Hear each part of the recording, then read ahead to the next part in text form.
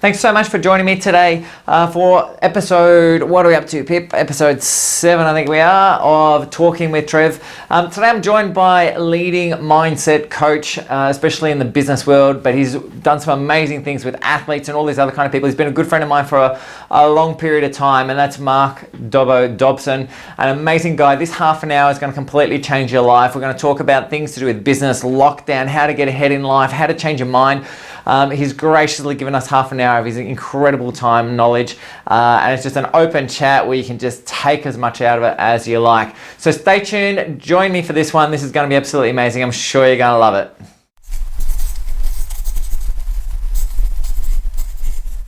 Always great to talk to you. I know we've known each other for quite a while now. Always love your insights into life and everything that you do. Such an inspiration to so many people, buddy. Why don't you give us a bit of a background on what you do, where you're from, what's happening at the moment in life, bud? Where are we at the moment? Well, like the rest of the world, I'm in lockdown and haven't, even though my role is primarily about performance and I am advising all sorts of freaks around the world, which is fun and have done for a long time. It's an interesting time when no one is immune from this situation we're all in. And I have athletes that were going to the Olympics and have been delayed. I've got other ones that actually now think that they could make it to the Olympics because it's been delayed here. I've got businesses that are going under, and I've got one of my clients sells hand sanitizer, and these guys, mate, I've got people walking in with checks of $40,000. They've never spoken to me before in their life. They wouldn't answer a phone call. Just hand sanitizer, anything they can do right now, hey? Yeah, it's crazy. So, but, fundamentally, for those people who haven't met me before, I've been for 25 years, I've been advising elite performers around the world, and I fit in the coach category, but I probably see myself as more of an advisor, is that I'm prepared to say, actually, I think this is outright your strategy, rather than trying to flush out what their best is. Yeah. And I think some of the chats we've had and why we get along, and you've been a great resource to me and my body, which is great, but, we can... it's interesting. I think sometimes people misunderstand success and what actually is behind the scenes of success, and how clumsy and awkward and not perfect it is, and how there's this constant tension. Are you looking for the formula to achieve something that's never been done before? There's no recipe, and it's kind of messy. And I think our chats work because you've been in that environment so many times. I love what you're saying there about being an advisor as well. It's really funny. I hear everyone, when people talk to me about, what is it that you do and how is it and why is it what you do is so unique when they're asking me about the way we practice here is one of the things that I often say is that, I don't feel like a practitioner really. What I am is your advisor. My role is not to give you, not to tell you what you need to do, but to give you the advice based upon my knowledge and let you make the decisions you need to make. So it's really interesting to hear you say that you're not a business coach or a mental coach, so to speak, but more an advisor, because it's something that I relate to completely as well. That's my role. Yeah, you've got a very good instinct for strategy, and I know when I'll have a situation, you'll say, we'll just do A, B, and C. And what I notice in your strategies is that we have a very similar, we're in different fields, but I'm always looking to give somebody an outcome, because most people want to put in this much effort and they want to get this much outcome. Yep. And what I'll notice you do is you will appreciate the human in someone and say, listen, you're not going to eat like that every day, and you're not going to, you're not going to be measured like that. So if you could just do this, and that tends to be where I look too. I'm looking for what's the actual strategy to get the outcome. And one of the vulnerabilities in life and the period they're in right now is people regurgitate idealism and they regurgitate cliches and they don't investigate whether or not they even work. Yeah. And like on my website, there's a book I've got a download, and I'll probably need to put something better up there now. Or is it more broader rather? But it's on goals, and the opening line says, "You don't need them. Goals are overrated." And it's challenging for people. But I'm like, hang on, you had a goal and you got it, and now you're flat. So you think you need another goal, but if you get another goal, you're flat again. So the goal's not the answer. Absolutely. Yes, and I think a lot of people regurgitate cliches, and I'm looking for, and I notice what you do is, I'm looking for what actually works, like what truly works, rather than, and it doesn't have a sense of guilt to it, but actually makes me feel lighter and makes it feel like it's within reach. Yeah. That's what really excites me, and I think at a time like this, that's what people are looking for. Is we're trying to work out, how do you get back to your best? How do you cope with the ups and downs with as little effort as possible? Because the truth is, we don't have any soul energy right now. Like, You don't have the juice to do the hard things. So we've got to look for the easy things. All right, so I want to really tackle this, because this at the moment is a really, really big thing. I mean, we're both in Melbourne here. We're both stuck in lockdown. I mean, we're both stuck in a semi-office type of environment that we've got at the moment. And I know this is kind of becoming the norm. And I keep hearing these stories of people really struggling. I've had, 3 teenagers, year 12 students this week that I've spoken to who have really been struggling. They're like, it's not fair. I'm in a state school. These people are in private schools. These are getting one-on-one tuition with their teachers. I'm struggling like crazy. The other states are working normally. We can't work at all. I've got no future. I've got no career.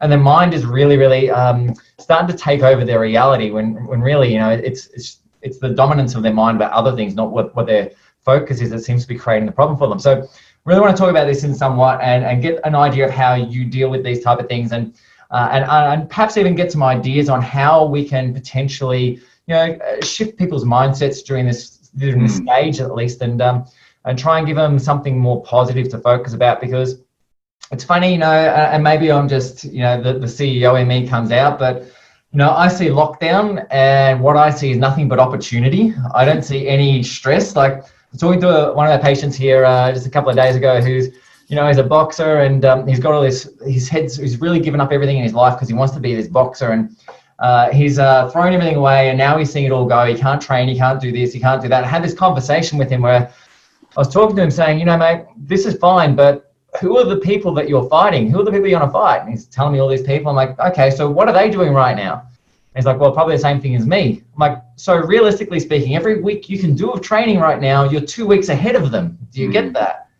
And all of a sudden it was like this mindset just went click, and he's like, oh my God, the more time I get active and the longer this lockdown goes for, the more ahead of them I can get. That's right. It's a completely different mindset shift. We're seeing opportunity as opposed to seeing disaster and isolation and everything. Yeah, so I just want to talk and get your take on how all that is, and how you rephrase that, bud. Yeah, I've got a couple of strategies on it. First off, there's years ago, a sales team, a manager of a sales team brought me in. There's about 20 in the sales team, and they had major problems with a major target they had to hit. And the company's going to float, so if you're going to float, you've got to hit your target. So I listened to them all vent all their problems, like those year 12 kids are, and like a lot of people are, how difficult it is. And they filled this huge, was a massive wall of whiteboard, and I just filled the whole thing with all their problems. And they sort of just saw my body I got broken. I was like deflating, and they were kind of happy because I've beaten the consultant. And eventually I said to them, it's stuffed, isn't it? And honestly, I use stronger language, but I said, it's stuffed, isn't it? And they were like so happy. It was like Les Miserables, like, do you hear the people sing? And I was like, yeah, it is. And they were so happy. And I said, well, just so you know, it's stuffed everywhere. It's not like there's some utopia in another company and they don't have the same problems. Yeah. And the game is who can get through the stuffness, which is exactly what you said to your boxer. Yeah. And you have to realise that the game is not a utopia that who can have everything go perfect. And that's what I said earlier. People think that success is this perfect run. It's not. It's great decisions in response to how stuffed it is.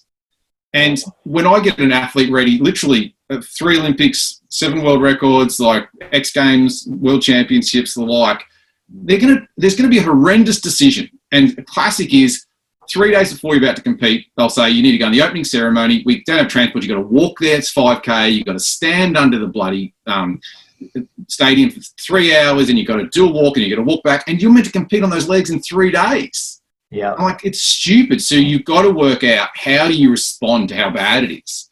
And you need to make great decisions. So the rule number 1 is it's stuffed everywhere. That's my big one. Rule number 2 is I think it's really important that that people are kind to themselves. I think people have very unrealistic expectations, and they tend to use the word should. They have a lot of guilt. They're like, I should be doing this, or I should be doing more. And an athlete I was advising a long time ago, and by the way, I advise primarily businesses now, but I was advising athletes because it's proof that you can make an impact. Yep. And she's a triathlete, and she said, listen, my biggest problem is the squishy bit. And I've got no idea what this is. She says, when I'm asleep, I'm asleep. And when I'm training, but the squishy bit is in the middle. I could go back to sleep, or I could get up. And she's looking for some sort of strategy. What do I do? Do I have an alarm clock? I have somebody waiting at the door. And I said to her, I think at those times you should love yourself some more. Yeah. And she was all like, this was not a match for her at all. But I said, and But eventually she said, yeah, if I loved myself, if I needed sleep, I would sleep. And if I loved myself, I would get up and train. And either way, it was the right one. Yeah. And we're in a situation right now where, we've never been confronted by this sort of depression in our productivity. Yes. And I think the first thing is a kindness, because berating yourself won't work. We'll all come out of it. So that's number 2. And number 3 is I actually get people to aim at 85% of their capacity, not 100%. So I was advising Matt Targett, who was a swimmer in the men's 4x100 metre relay. And in the Olympics, for those people who remember it, Magnussen swam 2 seconds slow on his life. Everything he wanted was over, and he had 16 seconds to work it out. And Matt was still the only swimmer that swam the exact time he was meant to swim. And the mastery there is that he was performing at 85% of capacity, which is actually 100%, because 85% has relaxation. Yeah, yeah. And you would know this for sure, right? You've seen it 1,000 times. So when you say I'm like, they're my 3 go-to. It's stuffed everywhere. Be kind and just aim for 85%, and 100% will take care of itself. So that's where I start the conversation generally. And that's funny because when we're talking about neuro stuff, we kind of look at it the same way as well, in the sense that, if you're pushing at 100%, generally you're depleting the energy source. Yeah. And eventually the brain starts falling down and starts crashing. And we see default mode as in like survival. So as soon as you start getting this cortical fatigue from everything, we go back, we flip our lid, and we end up back into survival mode, which is then irrationality, non-logic, and just get through it. And as soon as you start losing that rationality, then basically you're beyond just stuffed. Like everything that you believe and everything you're working for is stuffed as well. Yeah, it's too much pressure, and like I know that like people want. I know I had a few people approach me for like resilience programs, or is it like resilience is joy.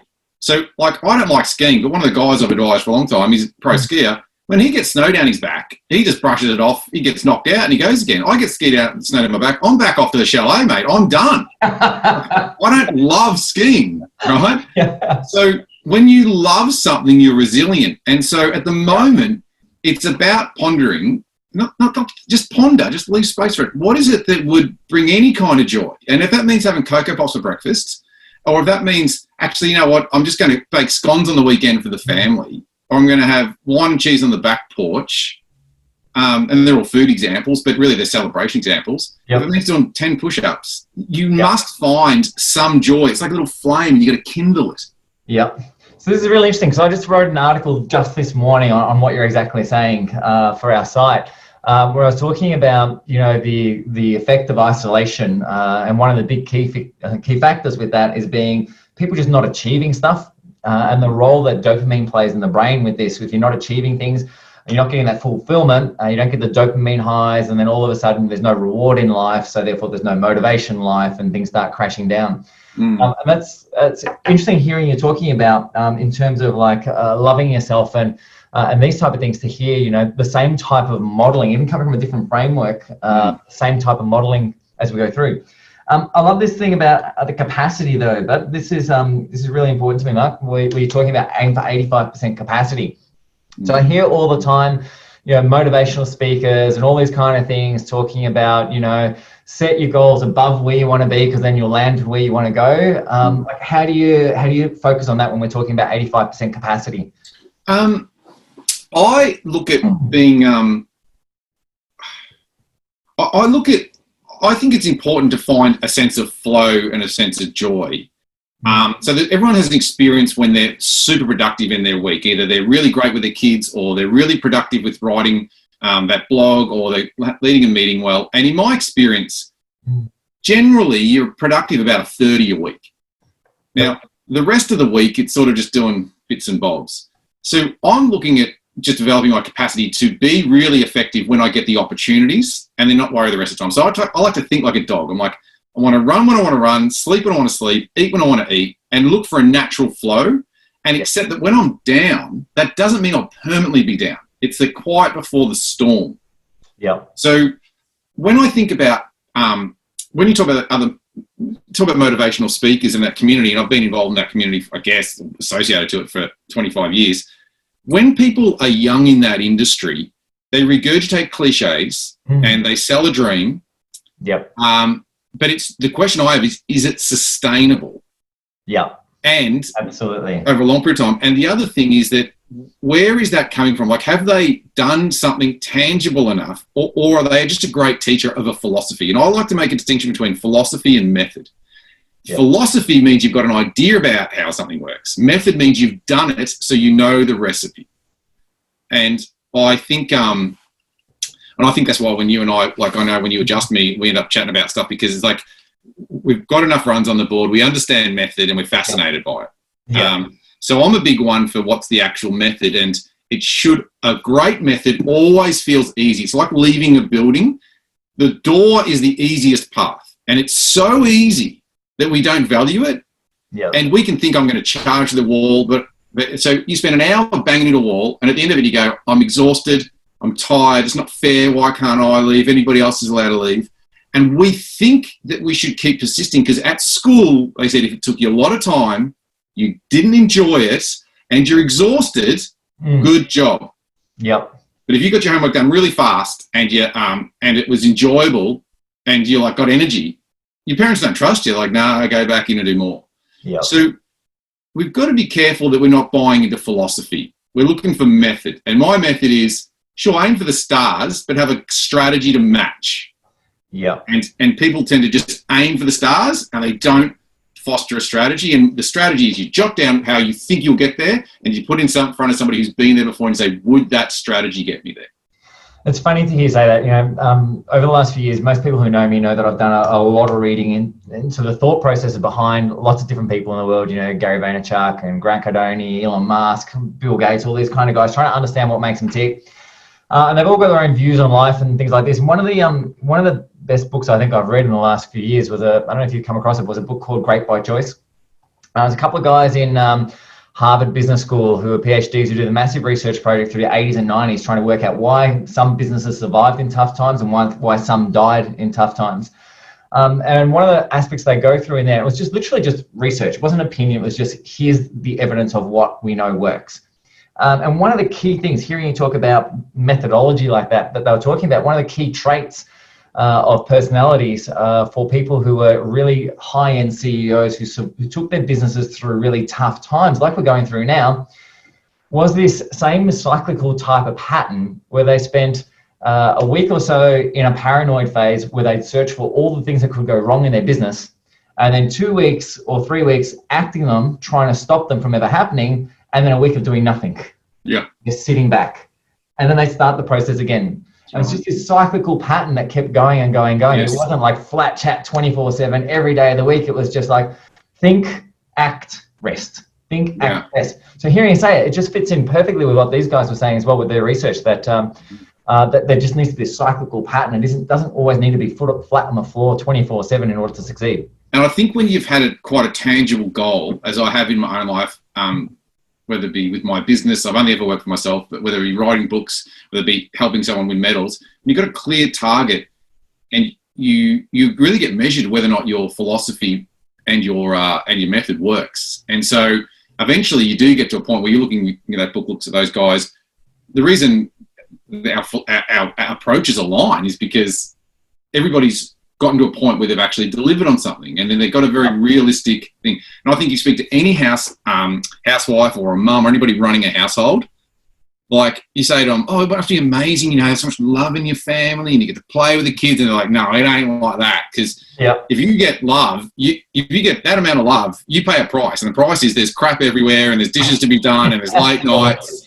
Yeah, and that's keeping it real, yeah? That's right. And so with, right now, to get through how stuffed it is dirty and messy, and there's a natural depression. So you may have done it in one of your other talks, because it's a fairly common model, especially relevant at the moment, is we are all going through grief, and grief is the loss of something.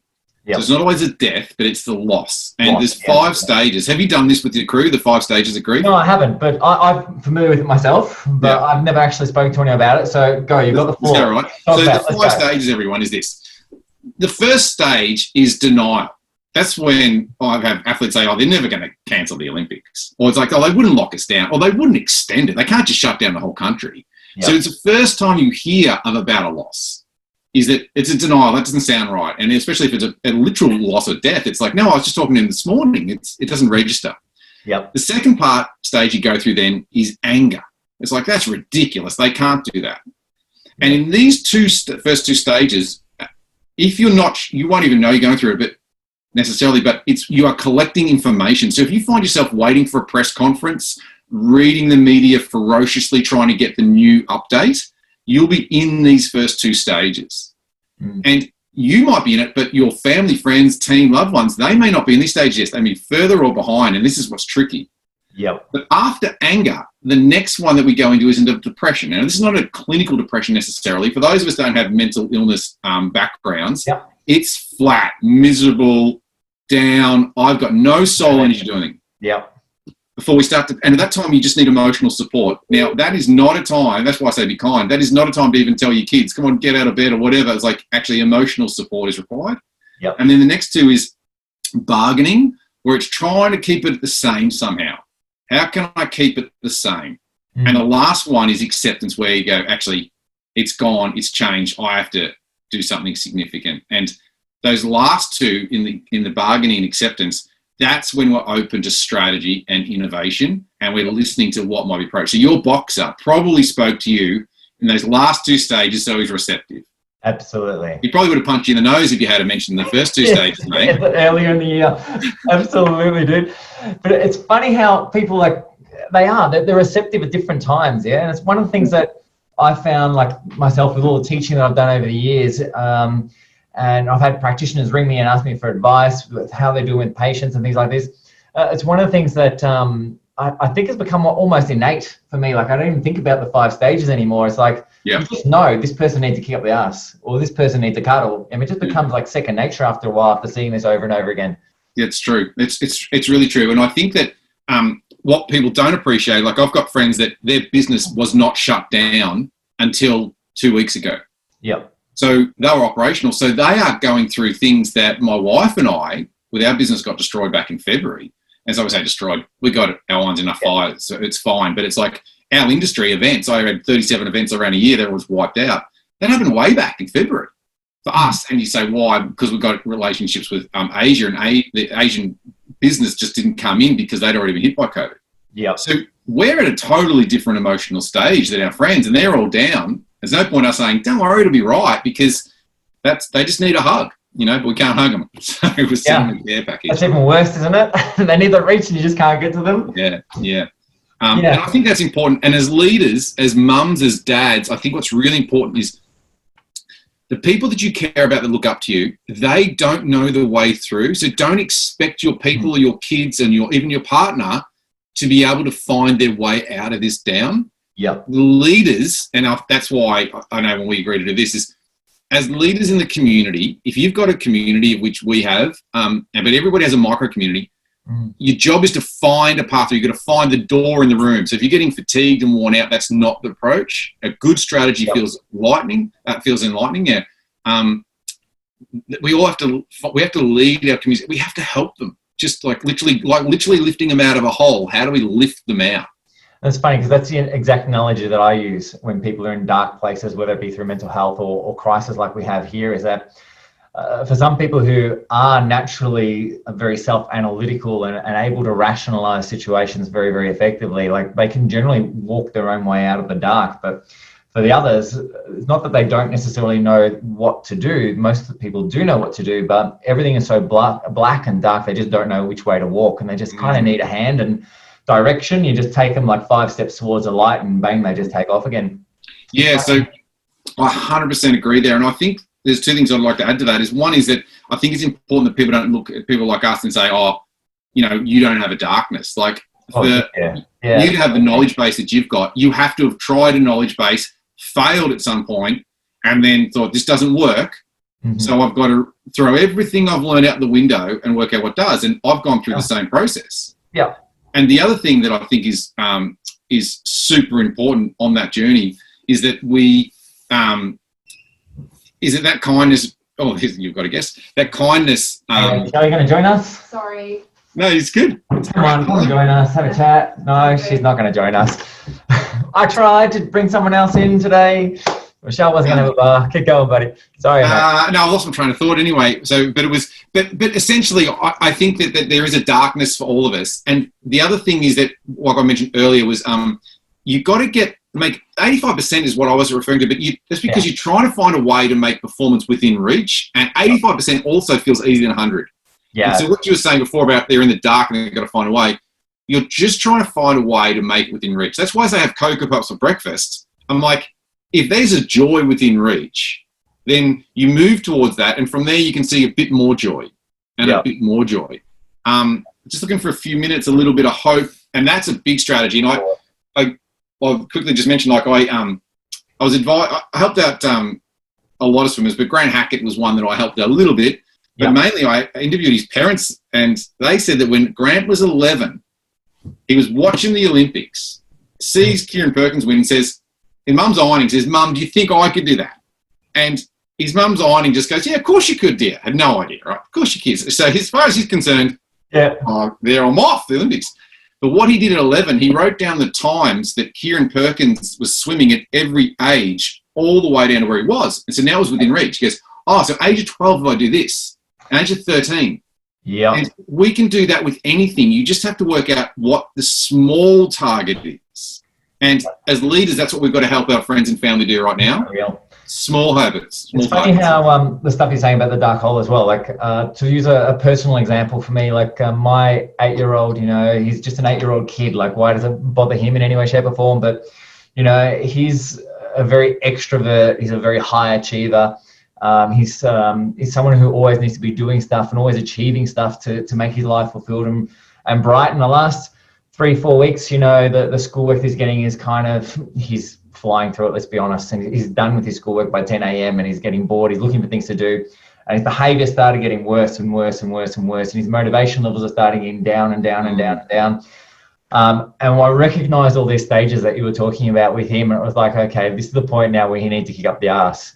And Saturday we got together and I'm like, man, you know what? You're going to go back racing BMX soon. You're going to go back to playing basketball soon. You go back to school soon, all these things. And like, what have you actually achieved, buddy? What's going on? Like, what's happening here? And he was just down. So I kind of put things back in perspective for him and opened up a lot of YouTube videos of 8-year-olds doing amazing things. And I'm like, this is a kid basketball your age. This is this. And kind of inspired him a little bit. Got a little bit upset as well during the process. I kind of went a little bit too hard, but we comforted him and he was good after the end of it. But the result was all of a sudden now he saw that, hey, there is a carrot still dangling there. You know what I mean? And the kid is 8 years old, and that was Saturday morning. Sunday afternoon, he comes to me and says, "Dad, can I have $250?" I'm like, what for? It's like, I'm going to start my own t-shirt company. I'm like, what do you mean? He's like, yep, I've sourced them out. I can get t-shirts for this price. I can get the dye that I need from Amazon for this price. I'll need this and this and this, but I need this money to get started. And he's gone out and got food dye and practiced how he can make these tie-dye shirts and all this kind of stuff. And now for the last 4 days, all we've heard about is the logo he's going to use, the brand name he's going to use, how he can sell this stuff. And he's 8 years old. And he's just gone from this dark, down place to now all of a sudden like, whoa, I'm not at school. I've got all this opportunity to do something that I've never done before.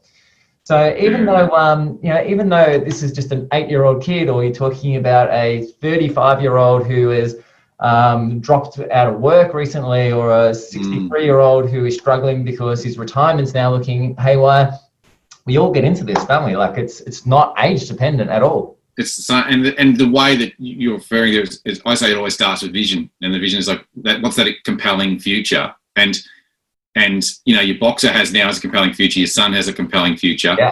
And I think that what we do have to be careful with, saying the apple doesn't fall far from the tree. You're a very liberal thinker, so you're aware that, hey, it's just not about academic success. It doesn't have to fit into a box. Absolutely. Where some people still feel like their son or daughter needs to do this rigid path where that, like, I think we're seeing at the moment, the massive implementation of IT, where it's been sitting around available for us for 15 years. And now doctors are finally doing like Zoom consulting and similar. Like, it took that long. Like, they're finally, like, still got fax machines, for heaven's sakes. Like we have to.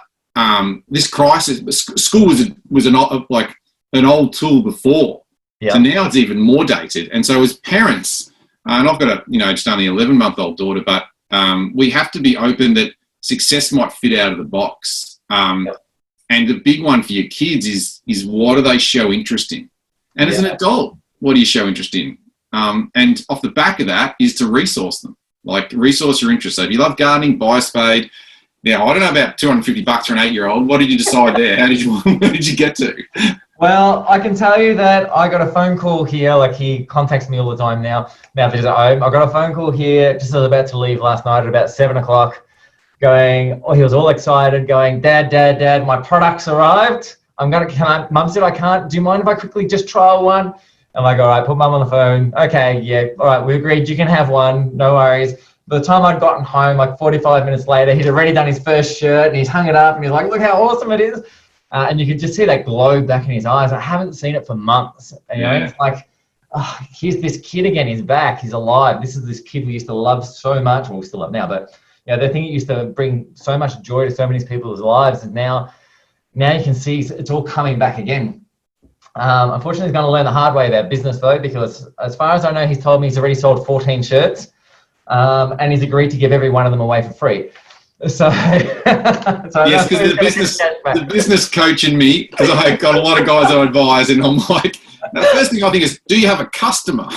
Yeah, absolutely. So he's rung a whole lot of people that he knows and everything. He sold a heap of them, but he's agreed to give every one of them a free one to begin with. So yeah, so I think I'm going to be out of pocket another $250 soon before he gets going. But anyway. Well, maybe if he sponsors you and you're wearing them on your podcast, or if you're wearing them in the office, you'd be, maybe you're a flagship. You're an icon that people aspire to, and they'd want to wear the same clothes as you. Maybe I'm going to have to do something like that to get my cash back. All right, but let's talk about another area. We've spoken about mental stuff in regards to this. Let's go to something that's a little bit closer home with both of us in terms of business. I mean, I've run a business now for 20 years. You've been doing this stuff for a long time and coaching people in business as well.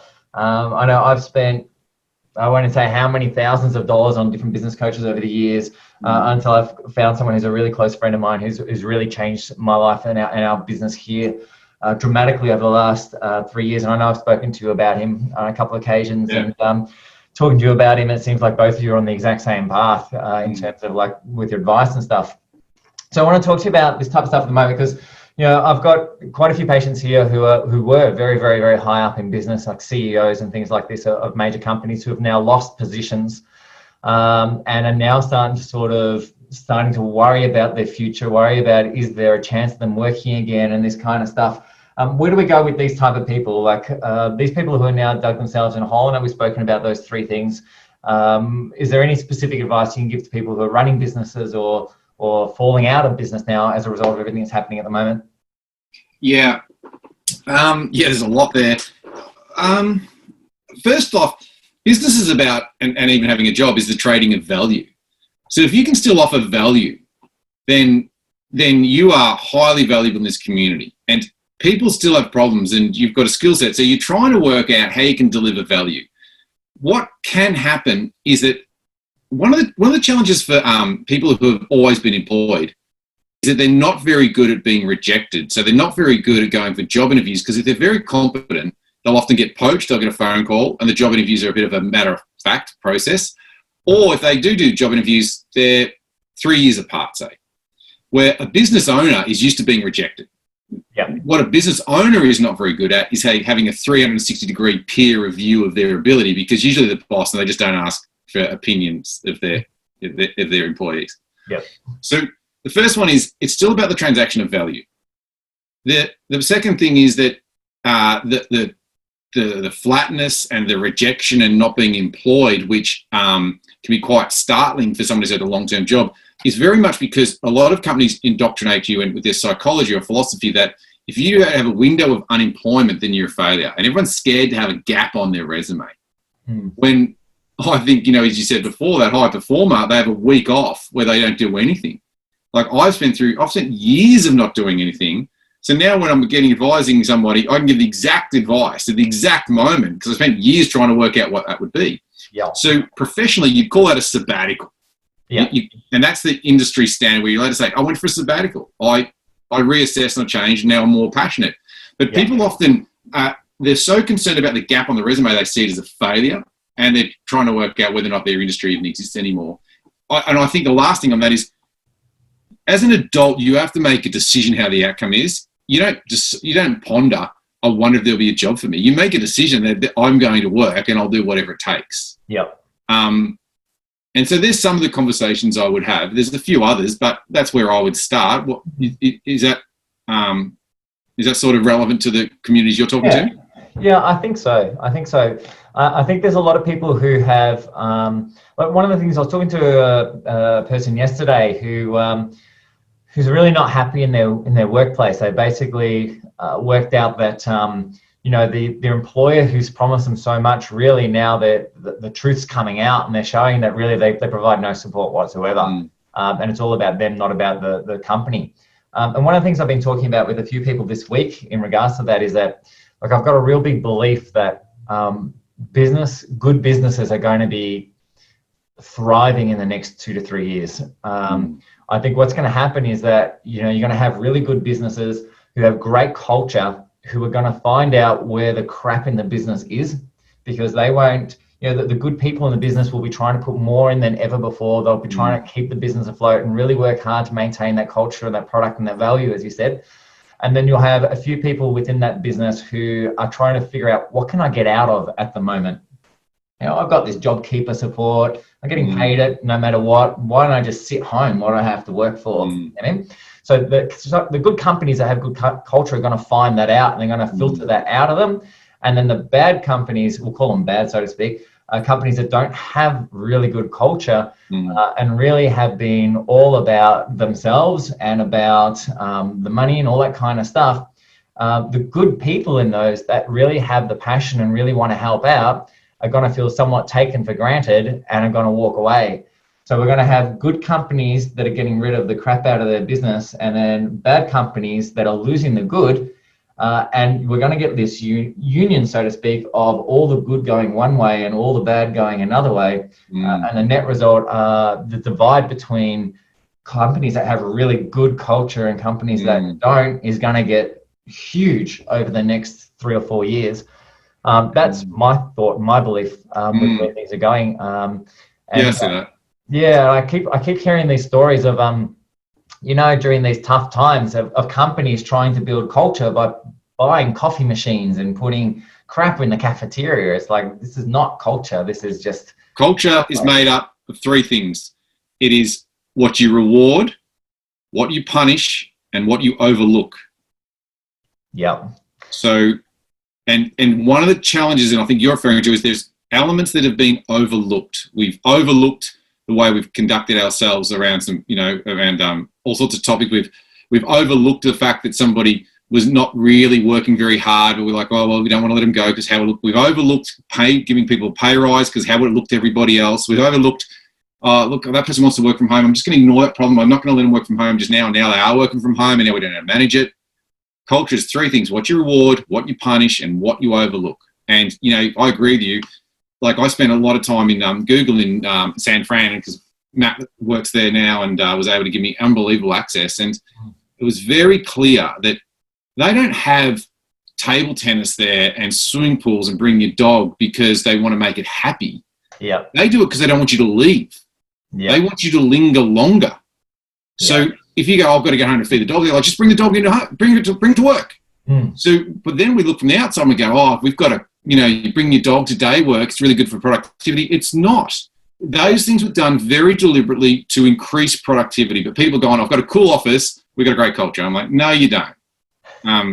No, you don't. Like, one of the things I'll do is I'll walk around and I'll listen. How often is the word we used compared to the words I or they? Yeah. So if we've got we've got a collective, we are a team. So I agree. I think that the cracks will show quickly. The other thing that I'm noticing in just about every industry, the cowboys and the fraudsters and the crap operators are basically getting wiped out. Yeah. And which means that there's a lot of opportunity for the real deal.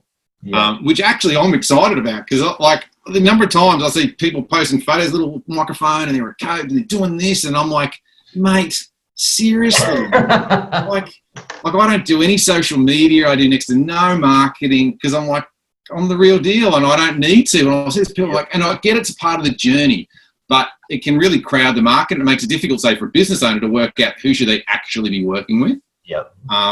So I agree. There's a lot of opportunity. But there's still some challenges, and I think we're all at different stages. And I am concerned about some of those CEOs you're talking about and executives that they've never had a hit like this before. They just don't know how to do it. It's very easy to win when you're in a prosperous environment. Yeah, it's a bit different when the going is tough and things are limited. The cream kind of rises to the top, and the rest just kind of floats away. Hey. Yeah, and the game is who can get through the stuffiness. Stuffed everywhere. Love it. Awesome, dude. All right, so let's finish up. We've been going for a while now. So quick thing for you, 3 biggest takes. What are the 3 biggest bits of advice that you can give someone at the moment who is struggling? They're in victim mentality mode. They've maybe lost their job. They're feeling really crap with isolation. I think the world's coming to an end. What are the 3 biggest things that you can give them? What are the big 3 points that are the cream that's going to really change their life for them right now? Number 1 is you need to decide what you want instead. Yep. I honestly don't care about your problems. And it's not because I don't love you, it's because I do love you. It's like, I need to know what you want instead of what you've got. Yeah. So don't tell me everything's stuff, just tell me what you want instead. That's number 1, because we can't move towards unless we know. Number 2 is there has to be a sense of, we're looking for a sense of momentum. So we're looking for baby steps. People undervalue baby steps. When we're involved in world records, what we do is we see if we can make a tiny improvement in the dive, a tiny improvement with the way we rise up out of the water, a tiny improvement in our rhythm. And these tiny things that look like nothing, they compound to a world record. So don't be looking for one big chess move. Just look for little smart decisions each day to get bigger. So vision's number 1, little decisions, smart strategies that build over time. And the third one is just be kind to someone else. Go and make someone else's day. Like someone dropped at our house today and just dropped off a care package just because they loved us, and it made our day. Now, we don't need it, but it feels good. She enjoyed doing it. I'm like, you've got to stop thinking about yourself. Like, my business thrives because I worry about other people's problems and how I can help. Yep. And the more you think about someone else, the better you feel.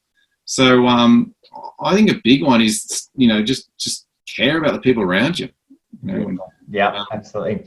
The universe just has a way of giving back. Yeah, the more you give, the more it just throws at you. Like, if you want to have 300 things thrown at you, send 400 things out. The mentality that I've had for years and years and years. People ask me, why do you contact people all the time just to see if they're okay? Why do you send all these messages? It doesn't do anything for you. It's not growing your business. I'm like, because it just feels good. It just feels good. Yeah, and it does. Send out, the universe just keeps sending good back to you. Yeah, and it's not necessarily linear. It's funny how it comes. Like, I did a whole lot of work in one area, and then this week I've had 3 phone calls from some significant opportunities, which I'm really excited about. They'll be a lot of fun, and they're wonderful. And all that work didn't lead to this, but if I wasn't doing that, I wouldn't be in the zone. I'm not in the vibes to actually respond to what comes in. It's discussed this a lot with the business club. We're trying to work out what's a powerful activity, and often things. We agree with even things like this, with podcasts and releasing content and similar. All the guys I talk to, none of them can make a linear, definitive said, I did that, so therefore I made money. So for all the businesses, all different industries, but somehow they all go, but if I don't, when I'm doing it, I just seem to have more work and more relationships. Everything's better. Makes no sense. But I appreciate you inviting me on, mate. It's good to be able to have a chat where I'm not face down with it on a face cloth and you adjusting me. And when you put your thumbs up before showing something, I'm like, holy jeez. When he does his thumb, I'm going to look this way and that way. I felt like I was in a session, mate. We're coming back to all programming, yes? Like, it was all coming back. Should I be doing this? Which way do my eyes they go? Yeah, that's good. Thanks so much, Mark. It's so awesome. I love just the chance we get to chat, mate. I wish we could do this a lot more often. This is so much fun. I've really, really enjoyed today. If people want to get in touch with you, if they want to reach out, if they want some help, if they want to get their mind right, get their business going, is there a way they can contact you? Look, just go to the webpage, which is my nickname, which is Dobbo with 2 Bs, dobbo.com.au, and you can shoot me a message from there. And that's the best way. Frankly, unless you're a business owner, I'm not going to be super helpful, but I do have a lot of resources. We've got another podcast called Risking Failure, where there's a there's a lot of content there.